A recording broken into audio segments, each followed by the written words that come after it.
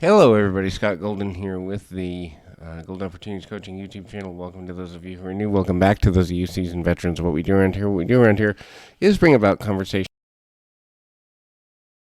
often as we can, usually several times per week. But in any event, the goal is to try to be here a little more often in 2023. Don't know how that's going to go because I honestly don't know what my schedule looks like. Had a lot of changes, had to make some modifications and deal with some health related stuff and continuing payback on some medical bills. The U.S. medical system is a joke. But anyway, if you're new here, please subscribe, like, comment, do all you can, and we'll see what we can do about being here more regularly. Signs of suppressed emotion is today's particular topic, and we are going to kind of look at that from a facet of multiple ways here.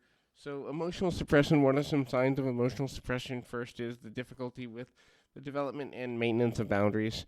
When you are suppressing emotions, a lot of times what will happen is you'll feel something, but you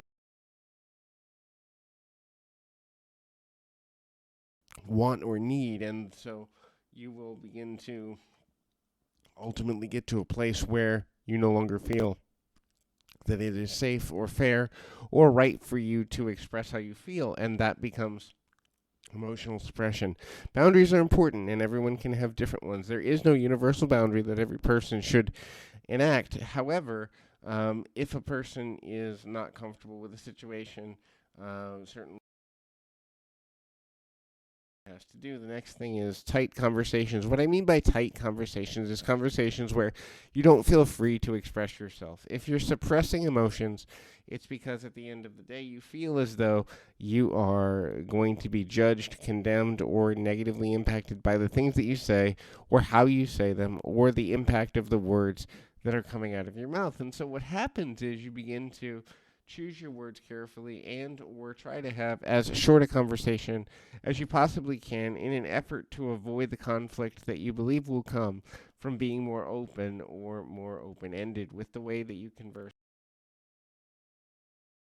What will happen too is you'll control your emotional output. This may mean feeling one thing but exhibiting another thing. You may feel physically as though you are burned out or upset, but you may exhibit the emotion of feeling fine or smiling, forcing forward a laugh or just nervous laughter or a nervous candor with a sign that you kind of are never really feeling good about the decisions you're making, but at the same time you begin to feel like you don't have options to be more honest, and so that level of candor isn't there. The next thing about suppression is that you may begin to talk only about topics that are light or are inconsequential. So you may try to direct things towards sports or the weather or how things are going with certain social topics, and you're not really having deeper conversations. This is because the fear of rejection supersedes your belief that you can find the way in which you believe that you can really does matter to you. And so then what begins understanding how to move forward in a way, a place where your overall relational really go in a direction that leads you in a positive, the value of your relationships based on who you have approval from and not necessarily the level of connection you have with other people. This can become problematic because not necessarily in a good mental space, and you will then be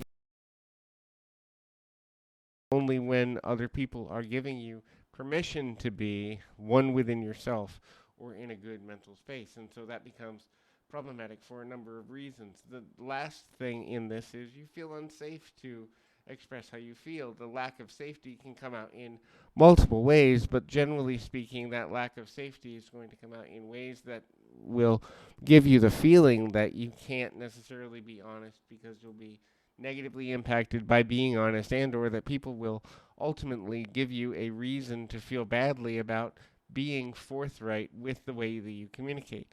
A lot of times this happens for people that have been through severe abuse and or feel as though they are continually under pressure if they have been through lots of trauma and or a emotionally unbalanced or mentally ill caregiver in their earlier life, the belief that they can ever feel safe to completely express emotions may never return or won't return without help. Obviously, using a psychological team along with a coach can be helpful in finding the ways to cope with these things and also the ways to deal with the recovery of finding a more balanced emotional way to deal with all things that matter. So hopefully this is helpful.